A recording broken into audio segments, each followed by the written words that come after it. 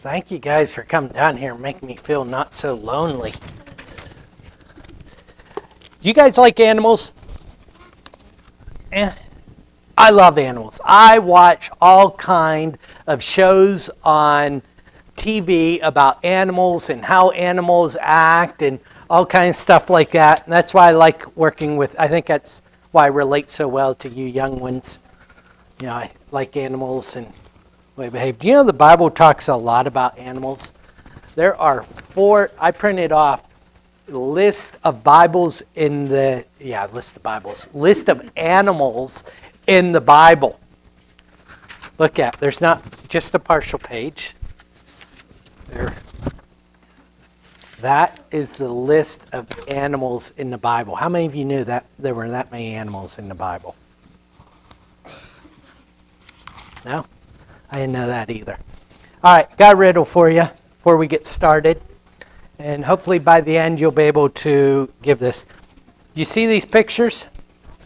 Gabe, do you see that good-looking fella on there? Do you know who that is? No, that's me. Huh? I thought for sure the stunning looks would give it away. Okay? Now I have this other picture. This one's even harder to see, isn't it? There's two people in this picture that, well, all three actually, you will know. There are three people in that picture. I have to really curl it back. But my grandmother, Evelyn, sit right here, right about where you're sitting, Debbie.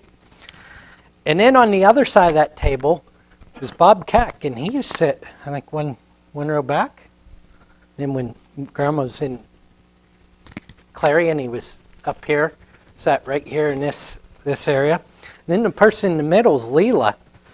And while I was in South, she sat back there. But these pictures, I've used these for a different reason. You think when they're printed, I know they were printed a long, long time ago. This one's probably printed in the early 80s. Now, it's hard to even imagine that there were people that long ago, right? But why this picture was printed flat? Why is it curled like that? How much it's been through? It's a good guess. It's a really good guess. Look how curled this one is. It's old. Yeah. I'll tell you what.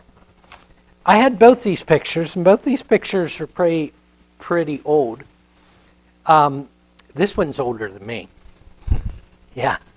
And when I got them, just a couple years ago, they were flat.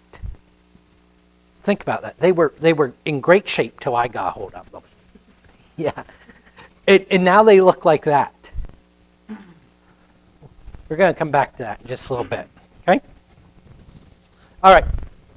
I want honesty here. If my children are the only ones that raise their hands for this, I'm going to feel really embarrassed.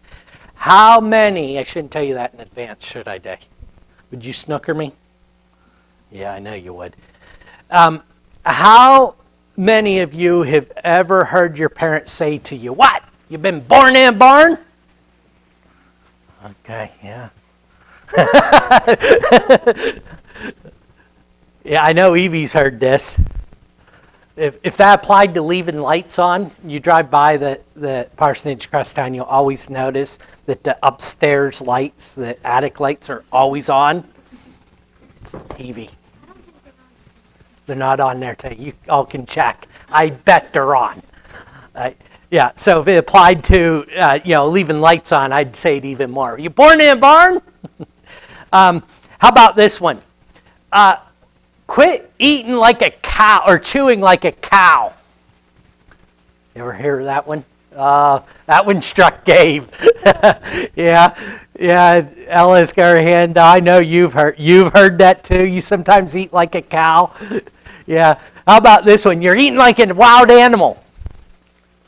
Yeah. I think Naomi just told you. If you'd never heard that before, you just heard it. One more. Quit acting like a wild animal.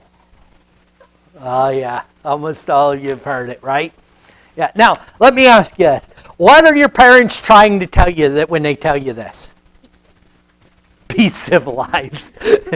That's a lesson hard to get through sometimes. Go ahead, Anna. Stop acting like an animal. The obvious, huh? Yeah. Be civilized. Well, I want to think about a couple of different things.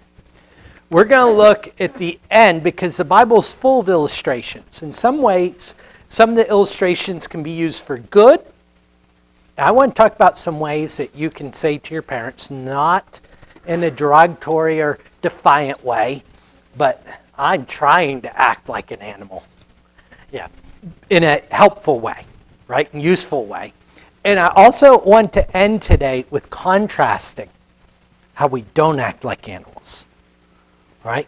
The way that you constantly are being told. Let's start with what you can learn from animals.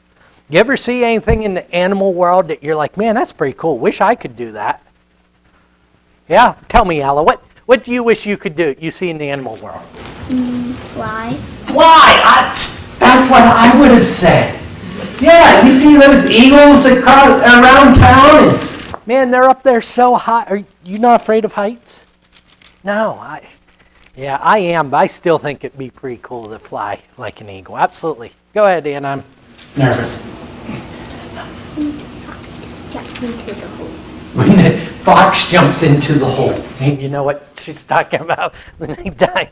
You wish you could do that. That doesn't surprise me. It's not something I've ever desired to be able to do myself, though. Anything else? Go ahead, Dave. Run as fast as a cheetah. Yeah. One time, Evie and I got Christian on a roller coaster called the Cheetah, and we told him it didn't go upside down, and it went as fast as a cheetah, but also went upside down. He was really upset, wasn't he? He didn't like being like a cheetah. Just breathe underwater, be like a fish. That would be useful, absolutely. I wish I could have a long neck like a giraffe. A long neck like a giraffe? You would look silly. You'd have to find a new place for you to sit. You had a long neck. What would you do with a long neck like that? I could eat plants. You could eat plants. You don't like to eat many plants now. I like plants. The long neck would change the whole equation. I'd love vegetables if I just had a long neck. Aren't their perspectives just great and refreshing? All right, now let's look at some animals. And David read about some of these animals for us today. Proverbs 30 in verse 24. 4 things on earth are small. Now, I talked to you guys about this kind of idea a lot. But it's easy in life to think that bigger's better. And you know, the adults are so much bigger than us in so many different ways, generally speaking. And you know, are so much more mature, and they can do things in life I can't. You know, if I was just bigger, I could do something great. Well, what's so interesting to me in the Bible is that is the message of the gospel. Is you don't have to be great to accomplish great things. You can accomplish great things as you are. 4 things that are on earth are small, but are exceedingly wise. 4 things that are small, but exceedingly wise. The ants are people not strong, yet they provide their food in the summer. You ever look at ants and think, boy, now there's a lesson I could learn? No? Never really thought that? Well, hopefully after today, Dave, that's exactly what you think. The ants are not strong. Now, I know you learn in school, ants for their size are very strong, aren't they? But I'll bet even Jace, and the reason I mention Jace is he's the smallest one up here. Jace, you can pick up something heavier than an ant can. You're way stronger than an ant, aren't you? Oh, yes, I see that now that you mention it. They're huge. Here's what we can learn from an ant, though. What do? They gather their food in the summer. Do you know that ants are one of the most important creatures to keeping our ecosystems balanced? They are instrumental in breaking down decaying animals and products, animal and plant. They break them down. Now, if you think about it, sometimes we use talking about an animal, we talk about elephants. What's the best way, the only way to eat an elephant? Do you know? Go to a restaurant. What restaurant? In Africa? Yeah, I'm not sure about that. It's more abstract than that. Elephants are going extinct, she says. Pretend like you're nice and then you try biting them. You pretend what? You pretend like you're nice and then you try biting them. Oh, you're sneaking up on them. Pretend like you're nice and then bite them. I think you're on the right path, though. Someone, adult, help me. How do you eat an elephant? One bite at a time. Thank you, Jerry. One bite at a time, right? You can't get them all in there. The ants, I didn't think that was such a difficult illustration, but I'll do better next time, I promise. The ants do these amazing things. They are instrumental in breaking down elephants when they die. As Dalen brings out, they are endangered, so we don't want to willingly harm them, right? So they break them down. How do they do it? Just a little piece at a time, little piece at a time, little piece at a time, over and over and over and over. And I want you guys to think about this. In life, in something that we see, especially in social media and certainly with school, and we see successful people, and the desire is, I wish I had that. Gabe, you're going to get that 3-point shot of Stephen Curry. How's it happen? One shot at a time, right? Stephen Curry has taken millions and millions and millions of shots, right? That's how it happens. One step at a time. That's what we learn about the ants. They aren't able to do great and powerful things all at once, but they just keep at it. They keep at it, and they keep at it. They keep at it. What's that word that refers to? Stephanie says persistence, but that's not a kindergarten word. Something like persistence. Perseverance. That's absolutely, you are spot on. But again, that's kind of a big word for a kindergartner, huh? Kindergarten word. So how about habit? Habit. Something we do over and over and over and over and over again is habits. It's how we accomplish things. Now here's something that we're going to get at in just a few moments. Where are your habits taking you? We need to ask about every habit we have, right? Do you know when we interact with one another, when we decide what to do, what not to do, we are heading some kind of direction. It's hard to see that because it happens a little bit at a time. What are we becoming like? We'll come back to that in just a moment. Let's go on to the next one. How many of you know what a rock badger is? You're thinking of a honey badger. We're big honey badger fans in our household, right? A rock badger is a badger that lives in the cliffs, right? The ant understands he's got to keep it up day after day, step after step, over and over and over and over again. Your Christian walk's like that.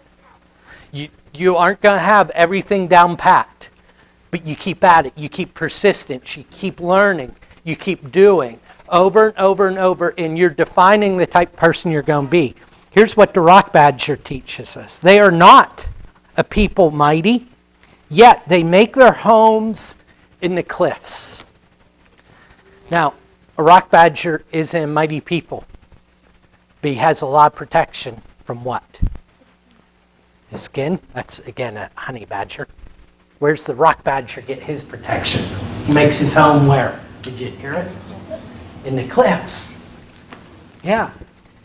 You see, even if we work really, really hard, we need others. The rock badger understands that he needs to rely on others to be successful for protection. Do you have people in your life you can depend on? Yeah. Yeah, you've got all kinds of people you can depend on. Some are more dependable than others, right? Yeah. Let me plant a little bit of seed. Some of the people you think you can depend on are going to let you down at the most important times of your life. A lot of the people you call friends aren't really going to be there for you. We need to make sure we're picking the right cliffs. And then even at that, the people that should be there for us, even if I ever let you down, you thought I was looking for honesty, huh? Yeah. Right? People are going to let us down. But we still are going to need other people to help us through life. Something's interesting here. The cleft in the rock, what's the real picture painted there as?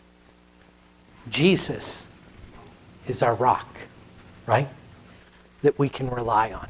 The badger depends on others. Let's move on. The locust. How many of you want to be like a locust? What's that? A grasshopper. Loud, gross, and annoying. Yeah, Sienna agrees with you. How many of you want to be like a grasshopper? They're good to eat. How many grasshoppers have you eaten? In the desert. In the desert. Yeah. So thought John and Elijah, right? Yeah. When you have nothing else to eat, I guess they're good to eat. You ever want to be like grasshopper? Now, let me tell you a way that you can be like grasshopper. The locusts have no king, yet all of them march in rank. Now, we don't see this here with grasshoppers, but in the more arid areas, when locusts come through an area, you'll see these big clouds. And you know what they're doing? They're all heading the same way. Now, here's what the Proverbs point out. Who's telling them where to go? They don't have a leader. Yeah, themselves. They're all submitting with one another.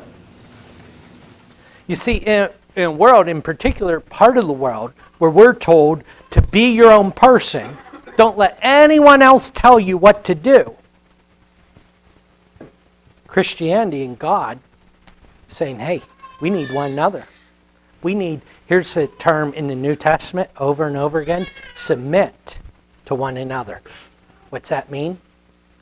That we recognize one another is more important than ourselves. That we work together to accomplish things that are great. All right. I've got 2 yawns inside of 5 seconds here, so we're going to move on to the lizard. Right? What's a lizard? How many of you want to be like a lizard? That doesn't surprise me. I kind of thought, that surprises me. I thought this, you don't want to be like a lizard, Jace? No? Okay. Here's how we do want to be like a lizard. That surprises me, but I understand. I'm with you. The lizard, you can take in your hand. Is he big and impressive? No, you can take him in your hand. Yet, he is in the king's palace. Here's what I think we learn from the lizard. He's successful by relying on his own strength. He's not looking at the ant saying, oh, I need to be more like an ant. He's not looking at the rock badger saying, I need to be more like a rock badger. He's not looking at the locust saying, I need to be more like a locust. He's depending on the skills and uniqueness that God has blessed him with, and he ends up in the palace of kings. In the palace of kings. So, when you look at the animal world, you can think about some of the skills that you want to have. We can learn from the creation about us, right? All right, how many of you, be honest, wait now. Parents, is it safe to ask how many of them have bathed in the last 24 hours? All right, the idea is out there. Don't answer it. We're going to assume that you have bathed in the last 24 hours. And Christian, I know you've made this argument in the past about baths. Now, I'll bet you most of you have made it too. I don't know why I have to get a bath. I'm just going to take a shower. Good point. Get dirty again. Is that your argument, or have you heard Christian make that argument? Yeah, you've heard Christian make that argument. He used to make that argument when he was a good bit younger. Yeah, why would I get clean? I'm just going to get dirty again. Right? Yeah. So there are some things from the animal world that we don't want to learn from. Bathing's still worth it, right? We can tolerate one another that much better that way. So 2 Peter 2:22 talks about two animals in ways that we don't want to talk about. He's talking about dog returning to his vomit. It's terrible, huh? And the pig, after she's all clean, do you know what she does, Ella? Goes back and, how did you know that? You watch TV. That's good. Good place to learn that stuff. She goes right back in and wallows. Now we're in the process of coming back around to this idea we started with about our daily decisions, our habits, the things we do over and over and over again, taking us in a direction. You have weaknesses in your life. That's okay. I have bigger ones. But we don't willfully turn back to that which should be rightfully expelled. Right? That's what vomit is. We got rid of it for a reason. We don't want to put it back in, right? That's what filth is. We got rid of it for a reason. The older you get, the bigger mistakes you're going to make. You know, forgetting Debbie to put the lid on the milk container won't seem like such a big idea or big deal with some mistakes you'll make later in life. You know how I know that about you? Because you're a people, right? You're a person, just like me. But we don't have to go back to them. The picture we see in Scripture is two different paths. We talk, and people in religion talk a lot about heaven and earth. But I want you to think about you and who and what you are and what you're becoming and how you're impacting people around you. Jesus says, I've got a way for you. It's a glorious way. It's a way that you can be the best you possibly can be. And you can have a tremendous impact on those around you. All right, let's come to one last passage. I believe it's in James, the 5th chapter, 5 through 8. James 5, 5 through 8. How many of you have been told you eat or chew like a cow? Remind me. 1, 2, kind of, what's... Okay, we went there. 3, 4, 5, is that hand up? You've never been told that? No? You need to get up on your parental insults, guys. Ella, have you ever been told that? James, or have you ever been told you chew like a cow? No? I believe you probably have. Eat like a pig? Okay, that's close enough.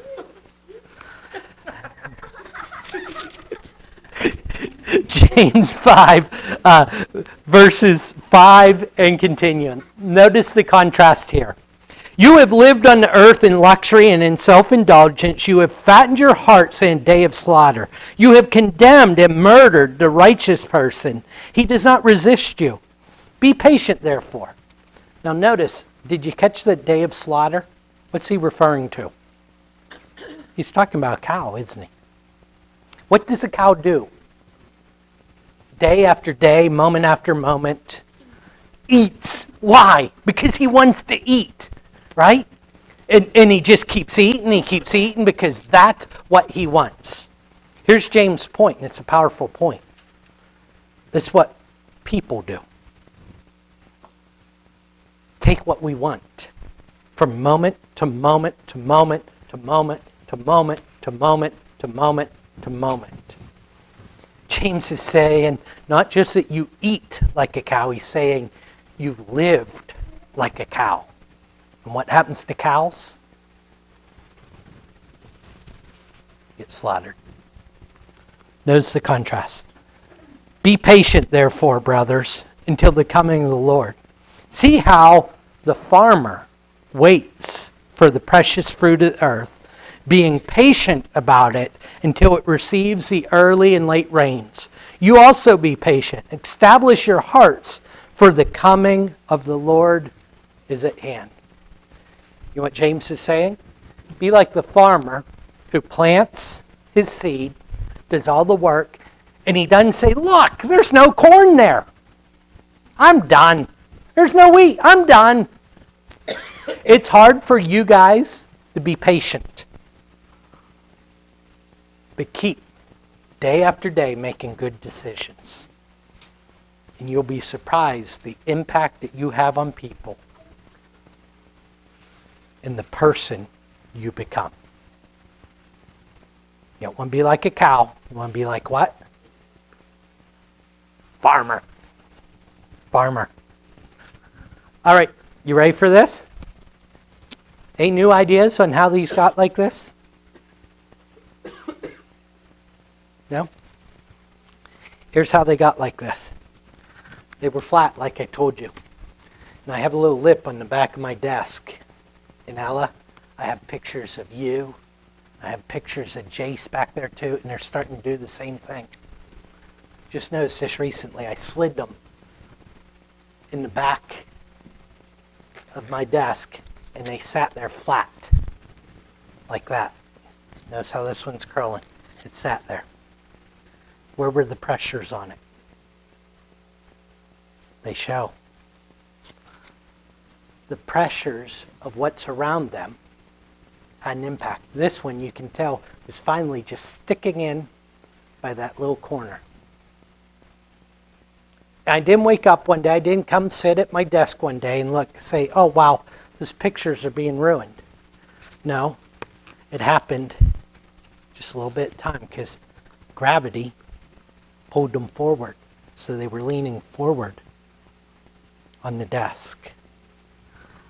And then the most leverage is at the corner, and so it starts to curl. And I didn't notice it because there wasn't much difference in a day's time. There wasn't much difference in a month's time. There wasn't much difference even in a year's time. But they're losing their value. You see, that's what sin is. That's what the directions of this world are. It doesn't just destroy your life all at once. It's one little bit at a time. By surrounding ourselves with the wrong forces. By dedicating ourselves to the wrong habits. Bear in mind what kind of animal we want to be. Like cow that just consumes day by day by day. You guys consumers or you givers?